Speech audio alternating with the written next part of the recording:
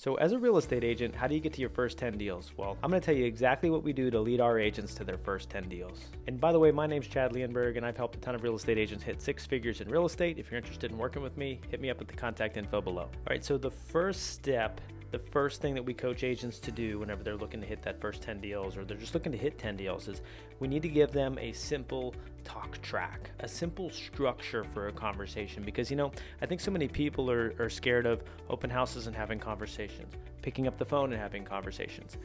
I transparently am not a big door knocker, but even there, just this structure applies to door knocking, cold calling, open houses, warm calling, sphere of influence. You pick it, but you need to have a talk track. So I'm going to give that to you right here, right now. So first is you need a simple, non-threatening intro. If they're looking at homes online, hey, did you get the homes I sent over? We set up every buyer that comes in on an auto alert based on what they were looking for on our website. So we're sending them homes. So, hey, did you get the homes I sent over in this area? What did you think, right? If they're coming in an open house, hey, do you live nearby? Hey, are you looking for homes in the area? What brought you in today? Give a simple, answerable question that's non-threatening. It's just kind of like, what's the thing about the thing, right? So once you have a simple opener, and for us, our main opener, our go-to is, hey, it's Chad here in Tampa. How you doing today? We always like to check and make sure we know how people are doing before we go into what we're talking about. Hey, I've been sending you some homes, and I just wanted to double check and see if you're still looking. That's it. Just double checking to see if you're still looking, right? So then we go through the dance, like I like to call it. The dance is just asking softball layup questions, right? Oh, I'm just looking. Oh, is that because you put it on the back burner, or you've already found what you're looking for, right? When you were, we just put it on the back burner. Oh, when you were looking, was this for a personal property or an investment? Do you currently own a home or do you rent? Oh, so when you were, I know you're just browsing. What brought you to want to look for something more? What do you want to change in your current home? All of these questions are along the lines of curiosity. So we have intro, curiosity, and then you start to identify motivation. If there's a need there, then we move to our next step. I'm going to handpick some homes, send them over to you. I'll check back tomorrow at the same time. How's that sound? What makes the most sense, even if you're 1, 2, or 5 years out, is we should meet and discuss set out a strategy. You could be 5 years out and never work with me, but if you got 15 minutes, I'm in the area tomorrow at 4. I'd love to just meet with you and make sure that I'm on the right track so I can send you relevant homes. This is more of an internet lead, but the same thing can happen at an open house. So they're in the open house, right? Or do you live nearby? What brought you in here today? Was there anything you liked about this house? Did you just drive by? Are you actively looking or just kind of browsing? Would it be helpful to be aware of what's going for sale in this neighborhood? Would you like me to keep you informed of that? Okay, well, let me get your email so I can keep you going. See, next step. Curiosity, identify motivation, next step. So intro, curiosity, identify motivation. If there's a clear motivation that there's a someday move, and here's the pro tip. If you think somebody's never going to move, I'm happy where I'm at. Oh, okay, you're in your forever home? Is this your dream home? Because very, very, very few, in my experience, are actually in their dream home. And if they are, great. Congratulations.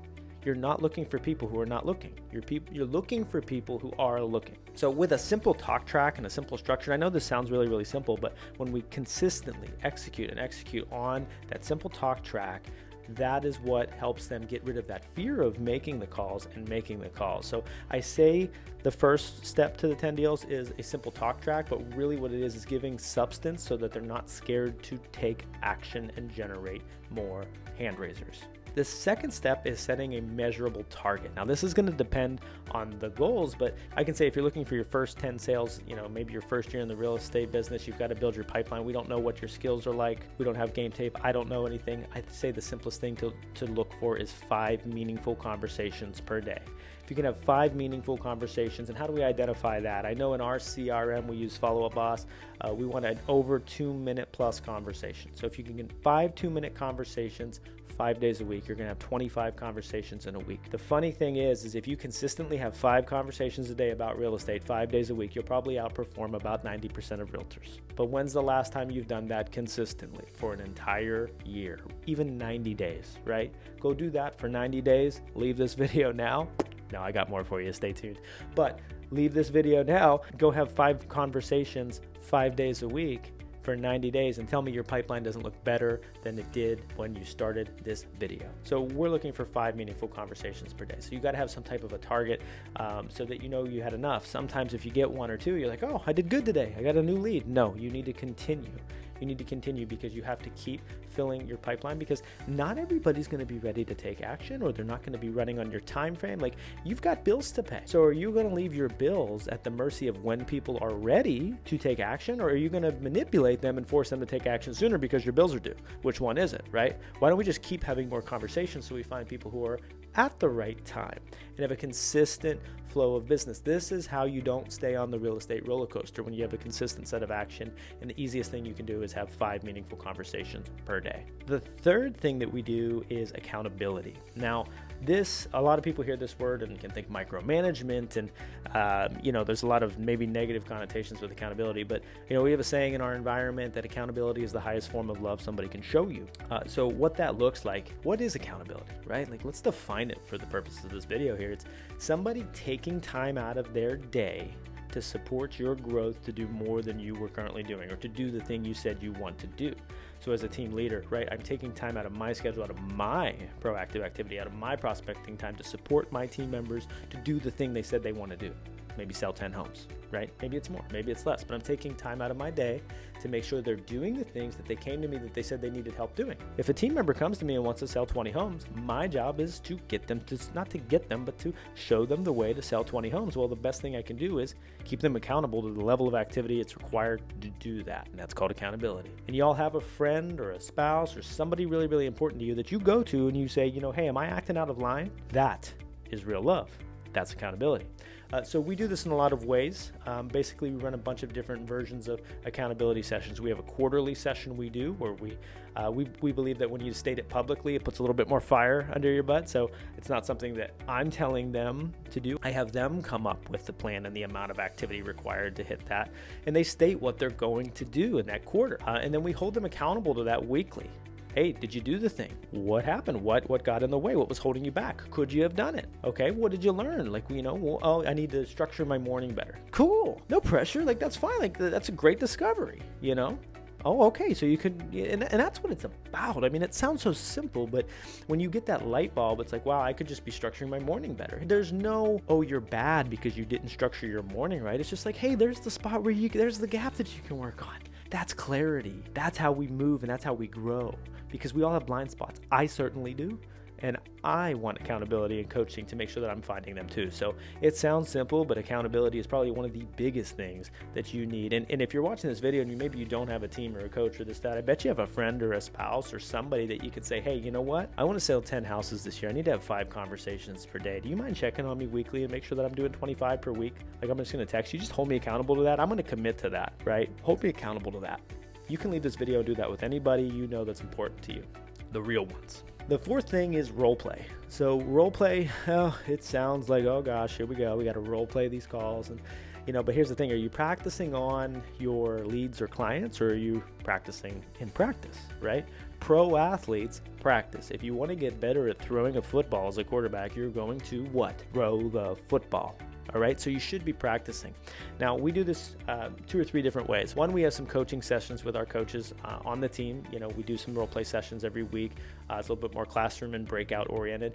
2, we do it in our huddles. We'll kind of, just go around. We even do like one at a time. Or one of the really, really fun things we do if you have a group is kind of just pick up the conversation. So if you have 5 people, right, I'll dialogue with one and I'll stop and I'll switch and we'll keep going. It's something we picked up from a great coach. So that's a really, really good thing. But here's the thing. If you're watching this video, and in the day of AI, the best thing I can give you is go to ChatGPT. Go to ChatGPT, turn on the live voice mode. Now you have to be very, very specific. Say, I'm at an open house, somebody walked in, they don't really want to talk to me.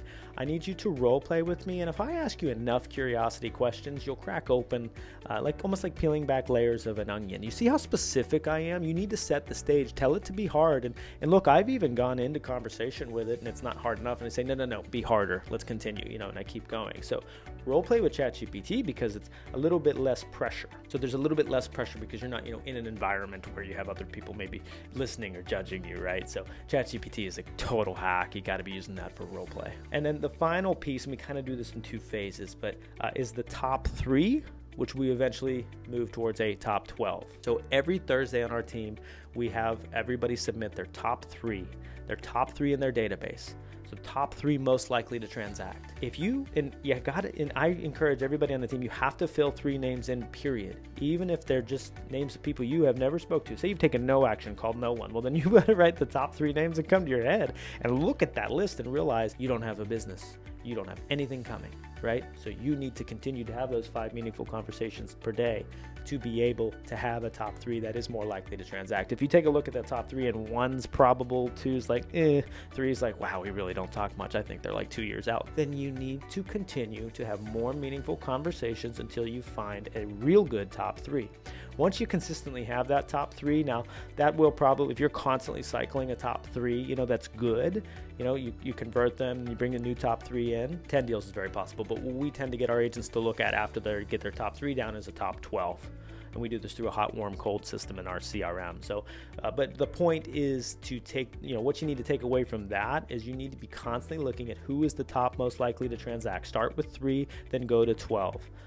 I know an agent who's sold 100 homes in a year that all he ever focused on is his top 12. You can write it down on a piece of paper and just live and breathe where those clients are. Here's why it's so important. Like that top 12 or that top 3, you should know. Are they on vacation right now? What's their plans? What's their time frame? Like what's their kids' names? You should know them really, really well because you can only manage so many relationships at a time.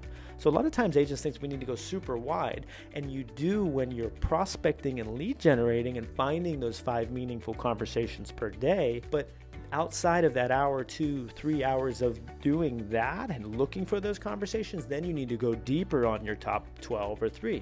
So you're basically spending time prospecting or lead generating to find the top, right, 3 or 12, depending on where you're at in your business. And then once you get that, you're going super, super deep in there through the second half of the day. So I hope that was helpful and valuable and gave you some substance to hit 10 deals. I mean, some of these things sound very, very basic, but the basics work. So if you practice these principles, if you practice a simple talk track, if you practice role playing, if you practice accountability with somebody who will keep you accountable to the things you say you're going to do, if you have a call target, a number of meaningful conversations you're going to have, a goal without a plan is a dream, right? And if you have a top 3 or a top 12 that you're keeping track of, you'll be on your way to hitting your 10 deals. So I hope that was helpful and valuable. If I can ever help, feel free to jump on a strategy call with me. I'm sure there's a link somewhere down below here in this video. Real estate doesn't have to be as hard as we make it. So thanks for tuning in, and we'll see you at the top.